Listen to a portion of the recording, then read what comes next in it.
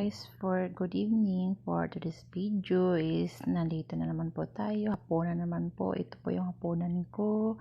Is ginitaang munggo with dried fish. Napakasarap niya po. At saka meron din po yung kalabasa, malunggay. Yan po ang first na Sikan gata po to. Tsaka ito yung first gata. Ito yung munggo, tsaka kalabasa. Tsaka munggo. Tsaka ito yung isda na Isda na pinapalambot namin. Kasi Diba? ito Ito guys, ang sarap guys. ito po. So, lagyan ng Siya gata. yung Tsaka munggo. siya pinapakuluan. Tsaka ito yung mo. Yung malunggay. Napakasarap niya guys. Yan po.